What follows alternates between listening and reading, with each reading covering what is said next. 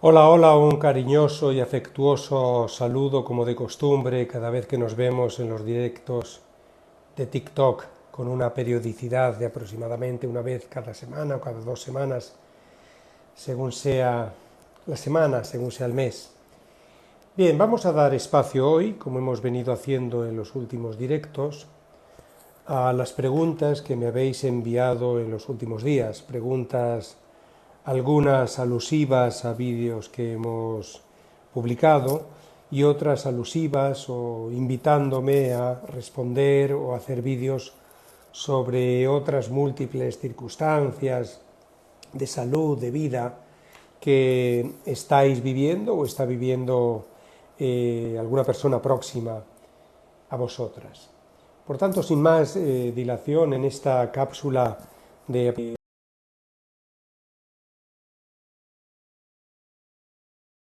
atendiendo las preguntas. Me preguntas, Irmaunas, ¿cuáles son las señales de ser hembra alfa? Creo que lo soy y no me he dado cuenta o no me había dado cuenta. ¿Cuáles son las señas de la hembra alfa? Bueno, hemos publicado diversos vídeos en las últimas semanas sobre esta cuestión. Define a la hembra alfa el hecho de ser una mujer eminentemente fuerte, autónoma, autosuficiente. Una mujer que se basta por sí sola, una mujer que no precisa o no requiere de la colaboración, presencia de otras personas para resolver sus cosas en el día a día, ya sea en el ámbito familiar o sobre todo quizás de una forma más tangible, digámoslo así, más visible, en el ámbito profesional.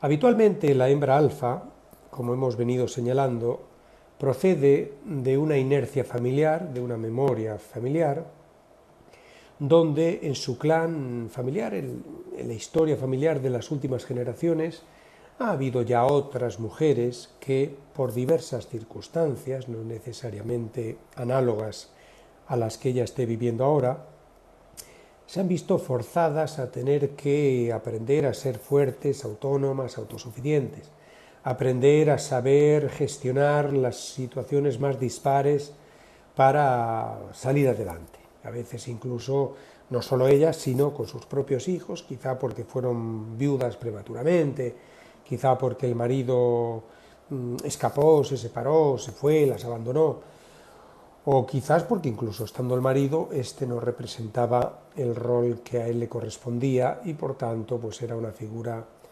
débil o ausente. Como resultado de cualquiera de todas esas situaciones, la hembra alfa, como decimos, es una mujer que en las tareas, digamos, cotidianas como esposa, mujer, madre, etcétera, es una persona que ha tenido que aprender a ser fuerte y autosuficiente. Y la mujer que lo es hoy, habitualmente, es porque pertenece a esa inercia. También hemos señalado en varios de los vídeos publicados en las últimas semanas que la mujer alfa o la hembra alfa, por esa pauta que la define, tiende a atraer a su lado a lo que llamamos el arquetipo de hombre débil o ausente, por el simple hecho de que, aunque conscientemente pretenda tener a su lado al hombre, digámoslo así, perfecto, al hombre de su vida, inconscientemente no lo permite o no da lugar a ese hombre a su lado porque ella ya es completa y autosuficiente y por tanto tiende a atraer al hombre débil o ausente. Ser hembra alfa es algo muy positivo bajo cualquier punto de vista. No lo vamos a negar en absoluto, pero sí tiene, en lo que respecta a las relaciones de pareja, en ese aspecto preciso, sí tiene el condicionante de que habitualmente no llega a tener relaciones de pareja satisfactorias por el hecho de que atrae a ese tipo de hombre y claro, tarde o temprano son relaciones que se bloquean o relaciones que para ella son frustrantes, porque el otro no está a la altura de lo que ella requiere o está buscando. En un primer momento, claro que habrá habido una atracción mutua, un enamoramiento, y esa idealización o ese enamoramiento ha maquillado u ocultado en ese primer tramo de la relación, digamos, la figura, la ausencia, la distancia, la debilidad incluso de ese hombre. Pero claro, con el transcurso del tiempo, pasado esa idealización o momento del enamoramiento inicial, eso queda en evidencia o sale a flote, y ahí es donde surge el problema de la relación que la lleva a ella, a la hembra alfa, a la frustración. En realidad el trabajo aquí no es que ella deje de ser hembra alfa en todas las otras facetas de su vida, en absoluto.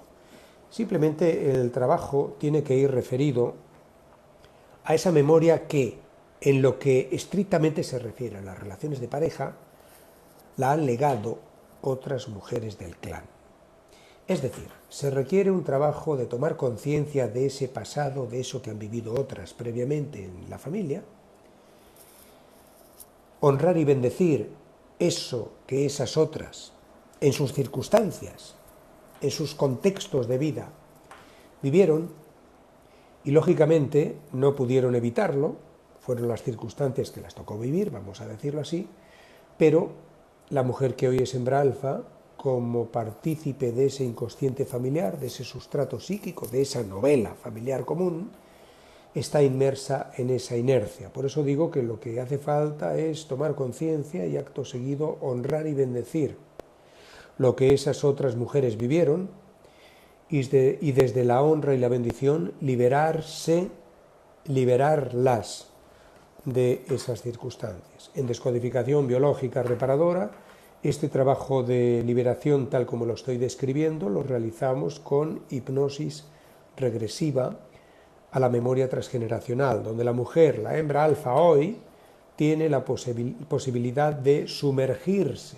en ese sustrato psíquico común, en el inconsciente familiar, a la búsqueda de observar, sentir y comprender diversas situaciones, diversos hechos, diversos epígrafes de la historia común, epígrafes donde otras, cada una en sus circunstancias y contexto de vida, han vivido situaciones que han dado lugar a esta inercia en la que está inmersa la hembra alfa hoy. Es ahí, con esa plena conexión emocional con ese pasado, con esas circunstancias, donde se debe obtener no solo la comprensión, sino sobre todo el desbloqueo emocional en los términos que decía previamente. Honrar y bendecir lo que ellas en sus circunstancias vivieron y acto seguido liberarlas a ellas y liberarse ella, para poder seguir su vida siendo una hembra alfa en todas las demás facetas de su vida, pero dejando de atraer ya a su lado a un hombre débil o ausente que duda cabe, como estamos diciendo, la va a generar, la va a provocar tarde o temprano sufrimiento, relaciones bloqueadas y frustración. Natalie, en relación un poco con este mismo tema, tú me preguntas, entonces su lógica, mi lógica, la hembra debe ser beta y nunca alfa. En absoluto estamos diciendo eso. Y por eso me he extendido en la respuesta anterior, porque quiero que quede claro que lo que tú aquí llamas la hembra o la mujer beta se entiende que es la mujer dependiente, no sé si incluso sumisa. Eso no puede ser jamás un arquetipo o modelo de mujer ideal bajo ningún punto de vista. Está claro que la situación ideal para cualquier relación de pareja es una relación equilibrada, donde cuando dos personas, un hombre y una mujer, deciden por el motivo que sea y en el momento que sea compartir o crear algo en común, es decir, se enamoran, se miran a los ojos y deciden empezar una historia juntos, tiene que haber un equilibrio. Ambos tienen que adaptarse a eso que quieren construir. Ambos tienen que sacrificarse, supeditarse, adaptarse, buscar un punto en común. Pero ambos por igual tienen que hacer ese viaje hasta ese punto común.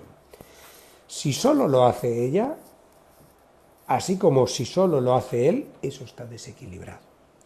Al principio, el hecho de que uno de ellos, vamos a poner por ejemplo la hembra beta, como tú dices, Natalie, si solo ella es la que se supedita, entrega, sacrifica y adapta a su hombre, está claro, como suele ocurrir, y lo podemos todos comprender, que al inicio, pues digamos que ese desequilibrio pasará inadvertido o ella no le dará la importancia, aunque se dé cuenta al principio, pero con el transcurso del tiempo, tarde o temprano, eso va a ser disfuncional. Y llegará un momento donde verá que está inmersa, atrapada de algún modo en un laberinto, en una relación que ya no funciona como funcionó al principio, o que no es hoy como ella la había soñado en un principio, y claro, romper una relación afectiva siempre es doloroso, qué duda cabe. Por tanto, como decimos,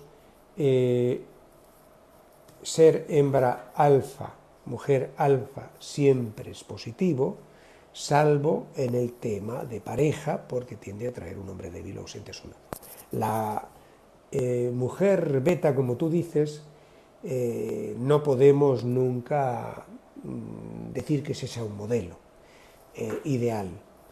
¿Por qué? Porque aun cuando se sacrifique, se adapte y se supedite a su hombre y pueda durante un tiempo, el que sea, encontrarse cómoda en ese rol, no conozco casos donde eso haya sido satisfactorio para ella después de años y años de relación. Otra cosa es que luego se adapte a esa situación de frustración o se sacrifique por los hijos o quién sabe si por otras circunstancias. Pero aunque se adapte a ello, muy bien sabe por dentro, en conciencia, que la relación en la que está inmersa no es la que había soñado o la que había deseado cuando empezó con aquel hombre. Drev 77, preguntas.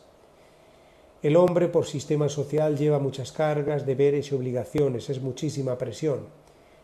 Bien, desde luego no lo podemos negar.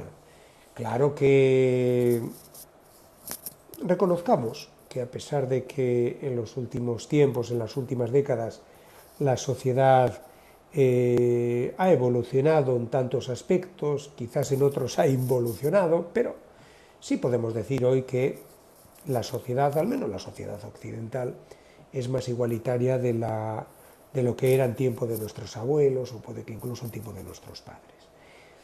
Y por tanto es una sociedad pensada por y para hombres o diseñada por y para hombres, básicamente incluso podemos sostener esto a día de hoy. Y está claro que al hombre, por memoria biológica y por inercias creadas ya desde siglos, le corresponde en buena medida ser el proveedor y eso pues indudablemente claro que genera presiones, tensiones de tener de alguna manera tantas veces, no digo en exclusiva, pero tantas veces sobre sus hombros el peso de tener que sacar adelante o al menos en lo que se refiere como proveedor a los suyos, la esposa, los hijos, etc. Ese modelo que lógicamente ha cambiado mucho en las últimas décadas, pero bueno, digamos que de alguna manera sigue siendo válido.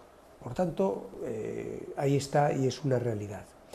Y también hay otra realidad que a colación con tu pregunta, Drev77, me gustaría subrayar. Estamos en una sociedad, como decía hace apenas unos minutos, pensada por y para hombres, diseñada por y para hombres. Creo que podemos estar de acuerdo al respecto. Y siendo así, también tenemos que reconocer que en esa sociedad al hombre se le educa en los términos de que no se debe o no se puede permitir mostrar su fragilidad, mostrar sus debilidades. El hombre tiene que ser y mostrarse fuerte, sólido. Y claro que el hombre, como la mujer, tiene sus momentos de crisis, tiene sus puntos débiles, tiene sus momentos de pues quizás buscar o necesitar un hombro sobre el que llorar o una persona con la que desahogarse. Y tantas veces, reconozcámoslo, el hombre, por educación, por las normas y reglas socioculturales imperantes, no se permite desahogarse, no se permite mostrar su fragilidad, su debilidad, y acumula presión, qué duda cabe. Y muchas veces buscará escenarios paralelos donde desahogarse. Pues quién sabe, si a lo mejor incluso yendo con los amigos al bar a gritar cuando ve los partidos de fútbol. En fin, válvulas de escape, pero que responde precisamente a que, al menos en familia, en sociedad, no se permite o difícilmente se permite soltar esa presión que lleva dentro. Vamos a seguir con las preguntas. Doctor, un hombre que no provee, ¿qué arquetipo es? Preguntas. Evidentemente la respuesta está muy clara. Un hombre que no provee es un arquetipo débil o de hombre débil o ausente. Hago una pequeña explicación al respecto. Cuando aglutino en el término de arquetipo de hombre débil o ausente, ahí entra toda la variedad, podemos decir, de hombres que no cumplen las expectativas para sus compañeras, de hombres que no están a la altura de lo que su rol, compañero, marido, exige, hombres que, por el motivo que sea, habitualmente está claro, como siempre decimos, hay que prestar mucha atención al clan del que proceden y sobre todo también el modelo de hombre que han observado en su padre durante la infancia. Hay ahí un aspecto claramente disfuncional. No han tenido los referentes adecuados, no ha habido nadie que haya transmitido esos roles o nadie los ha transmitido adecuadamente. Por tanto, el hombre que luego no se responsabiliza, que no está, que elude sus responsabilidades, que elude sus compromisos, que está sin estar o está en dos planos con historias paralelas, estoy refiriéndome quizás pues al adúltero, ese siempre lo catalogo como un hombre débil o ausente. Y también es débil o ausente el maltratador. Da igual si es maltrato verbal, psicológico o físico. Cualquier tipo de maltrato pone en evidencia su debilidad. Sé que puede sonar contradictorio, sé que puede sonar paradójico, pero es así. El hombre que resuelve por la razón de la fuerza determinadas situaciones que pueda estar viviendo en casa es un hombre que, por debilidad, no ha resuelto con la fuerza de la razón lo que tenía que haber hecho en el momento oportuno cuando tocaba. Y lo hace mal y de mala manera y no en el momento adecuado. ¿Cómo? Imponiendo la supremacía física. Y eso es una muestra de debilidad. Vamos a seguir con las preguntas. Aquí hay una que hace relación al sobrepeso. Miriam, mi marido pesa 180 kilos, desde que nos casamos subió 50 y yo 40. A veces siento que nos casamos para comer. Tenemos un problema, hijos no tenemos. Bueno, como ya hemos dicho en alguno de los vídeos, el sobrepeso, más allá de que evidentemente en la sociedad en la que estamos hoy, al menos en los países occidentales, es una sociedad muy sedentaria y lógicamente esto influye, no vamos a negarlo, pero al margen de eso, porque es cierto que todos estamos, o todos, o buena parte de las personas, estamos en una sociedad sedentaria y no todos pesan o pesamos 180 kilos, naturalmente. Yo te invito, Miriam, y también a todos los que estáis viendo este espacio, a, cuando hay un problema de sobrepeso u obesidad, poner atención a dos elementos que suelen ser los que en mayor o menor medida suelen estar detrás del problema. Y hablo en términos estrictamente emocionales, que al fin y al cabo es el trauma, situación o conflicto emocional la que detona el síntoma, como pueda ser en este caso sobrepeso. Por un lado suele haber situaciones de peligro miedo, amenaza.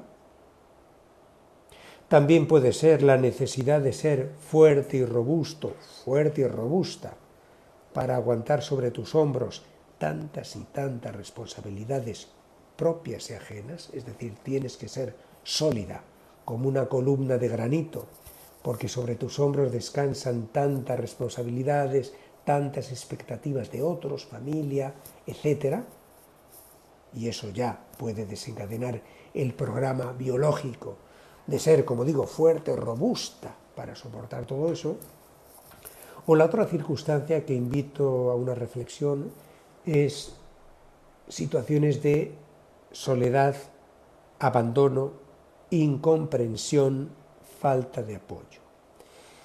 En cualquiera de estas situaciones que acabo de describir, si es miedo, temor, amenaza, muy probablemente vas a acumular tejido graso. Si es soledad, abandono, incomprensión, falta de apoyo, vas a retener líquido. Está claro que toda la persona que tiene sobrepeso o un problema de sobrepeso tiene tanto acumulación de tejido graso como retención de líquido. Pero siempre habrá uno de los dos factores, habitualmente, que sea principal sobre el otro. Cuando la persona gana el peso rápidamente y también si se pone a dieta estricta, digámoslo así, lo pierde con una relativa facilidad, ahí prepondera sobre todo la retención de líquido, es decir, el conflicto que hemos dicho de soledad, abandono, incomprensión y falta de apoyo. En cambio, cuando la persona acumula el tejido graso, el sobrepeso, lentamente, paulatinamente, pero también aunque se ponga a dieta severa, tarda en perderlo o le cuesta mucho perderlo, ahí prepondera la acumulación de tejido graso. Y lo que hemos dicho, situaciones de miedo, peligro, amenaza o tener que ser fuerte y robusto para soportar sobre tus hombros tantas y tantas responsabilidades. Continuamos. Mónica Silva quizá. ¿Qué debo hacer para no atrapar a mi hijo y convertirlo en un hombre alfa? Entiendo que la pregunta va referida a qué debo hacer para no atrapar, o sea, no convertir a tu hijo en hijo cónyuge, me imagino, y por tanto poder convertirlo en hombre alfa. Yo diría que tú no tienes que convertir a tu hijo en hombre alfa. Si está en ti el no atraparlo o no proyectar sobre él la figura del hijo cónyuge. Ya hemos hablado en algunos vídeos, es muy habitual que cuando una mujer está inmersa, atrapada, en una relación de pareja disfuncional, pueda sufrir vacíos afectivos, frustraciones, etc. Y muy habitualmente, sobre todo si tiene hijos varones, tendrá la tendencia, o podrá llegar a tener la tendencia, a proyectar sobre el varón, habitualmente el más pequeño, la figura del marido de sustitución, esto que decimos del hijo cónyuge. El hijo cónyuge será siempre un arquetipo de hombre débil o ausente porque estará siempre al servicio de mamá para complacer a mamá y nutrir esos vacíos afectivos de mamá. De modo que si ese hijo cónyuge el día de mañana, 30 años después, se casa o se junta a vivir con una mujer, su mujer, su esposa, le va a catalogar rápidamente como hombre débil o ausente. ¿Por qué? Porque estará más para complacer a su suegra, es decir, a la madre de él, y no tanto a ella, que es la esposa. Por tanto, si estás en una relación de pareja disfuncional, Monisilva, es lo primero, que si realmente eso es así, trata de evitar por todos los medios atraer, reclutar a tu hijo a tu lado como si fuera tu paño de lágrimas, dicho metafóricamente. Por tanto, el extremo opuesto no es que le conviertas en hombre alfa, tú no le tienes que convertir en hombre alfa, simplemente le tienes que dejar libre para que él viva su vida de niño o de adolescente, la edad que tenga, sin ataduras, sin proyecciones que le atrapen y le condicionen, que él viva su vida. Y ya llegará él a ser, por lo menos ya liberado del hijo cónyuge, ya tendrá muchas más posibilidades, que duda cabe, de poder vivir su vida libre. Y al menos que la mujer con la que comparta un día su vida no le etiquete como hombre débil o ausente. Y por cierto, si estás atrapada en una relación de pareja disfuncional, como ahí se insinúa, tendrás que resolver eso. Cada uno es muy dueño de hacer con su vida lo que considere y estar en la relación que tenga de la forma que considere, evidentemente. Pero siempre hacemos esa pregunta cruel, Monisilva, si es que estás en la relación disfuncional de pareja, como decimos. ¿Te ves en esa misma relación, así, tal como estás ahora, los próximos 20 años? La respuesta la tienes tú, lógicamente, pero es una pregunta para que uno, si está bloqueado o atrapado en algo, lógicamente reaccione y tome las medidas oportunas. Bureia, perdón. Hola, al nacer tuve una trombosis renal, perdí el riñón derecho. ¿Aquí qué se debe sanar? Bien, digamos que sobre todo en estas patologías que se presentan en la primerísima etapa de la vida, inmediatamente después del nacimiento, como en este caso, habitualmente el bebé somatiza, en ese caso, repito, el bebé suele somatizar los conflictos o situaciones emocionales de la madre. Eso dicho así de entrada. Por tanto, si fuiste tú la que tuvo ese problema renal que aquí describes, al poco de nacer o recién nacida, porque no especificas más, habría que poner en el punto de mira la situación emocional que estaba teniendo tu madre por aquel entonces. Bien, y la segunda consideración, ¿qué tipo de observación o qué es lo que debemos tener en cuenta cuando hay un problema renal?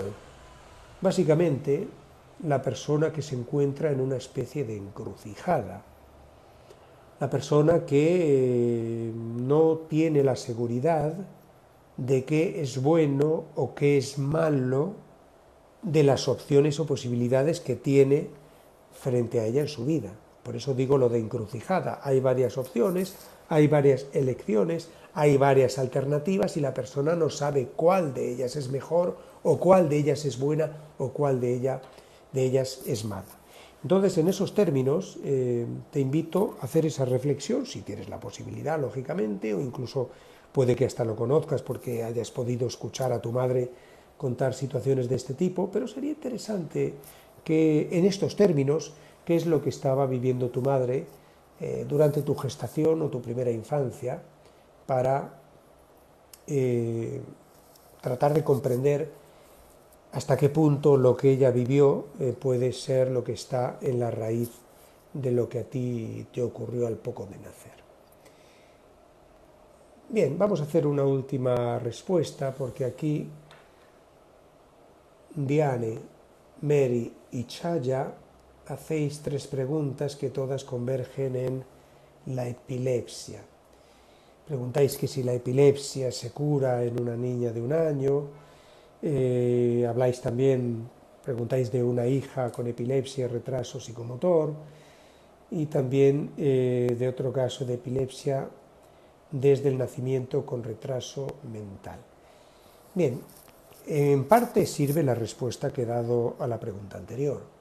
Es decir, cuando los niños presentan cualquier patología en la primerísima etapa de su vida, hay que analizar qué es lo que estaba viviendo la madre, básicamente.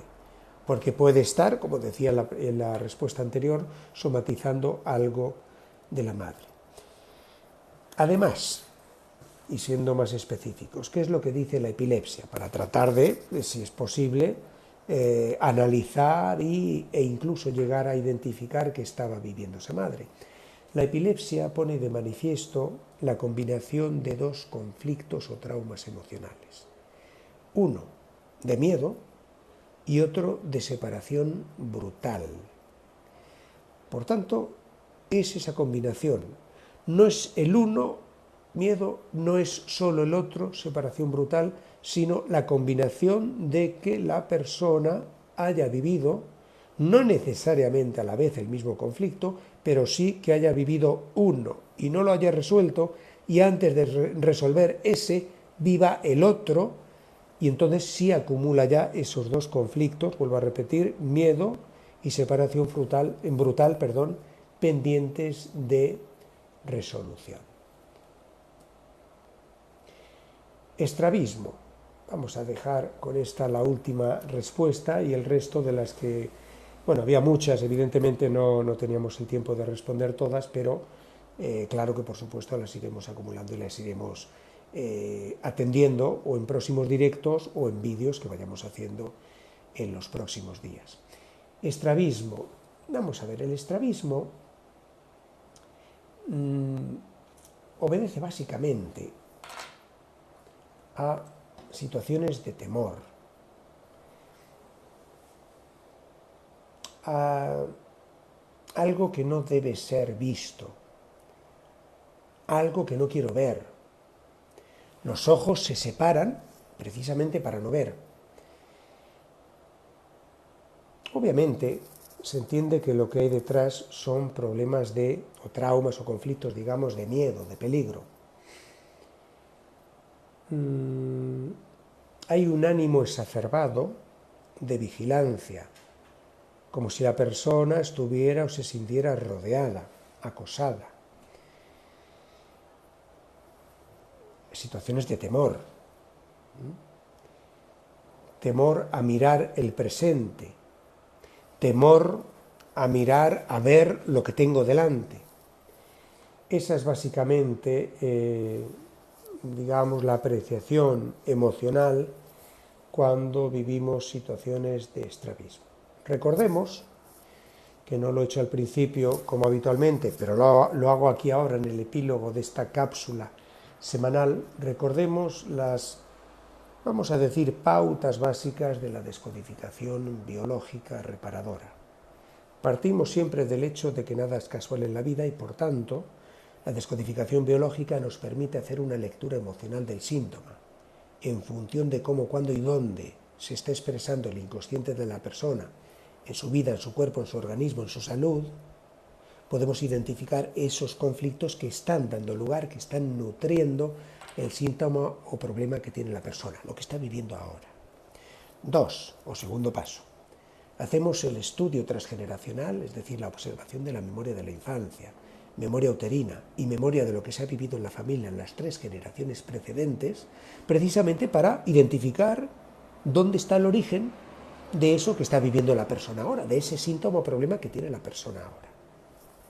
Con el primer paso, lectura emocional del síntoma y estudio transgeneracional, establecemos la correlación entre la situación actual y dónde está el origen de eso. Y ahí es donde llega el tercer paso de la descodificación biológica reparadora, que es la hipnosis regresiva. La hipnosis como herramienta de desbloqueo, como instrumento que permite acompañar, guiar a la persona a aquel o aquellos escenarios donde está el origen de eso que le ha pasado hoy. Y que sumergiéndose en aquel o aquellos escenarios la persona pueda, en primer lugar, recordar, revivir y sentir tal como tuvo lugar entonces el trauma, aquel trauma original, y acto seguido pueda volver a sumergirse en ese mismo escenario, pero ahora ya sí, con el nivel de conciencia, capacidades, recursos o experiencias que o no tuvo entonces o no puso en práctica entonces. Esto es lo que permite el desbloqueo emocional, o dicho de otra forma, esto es lo que permite elaborar y ofrecer la propia persona a su inconsciente hoy una versión distinta de aquello que ocurrió en el pasado.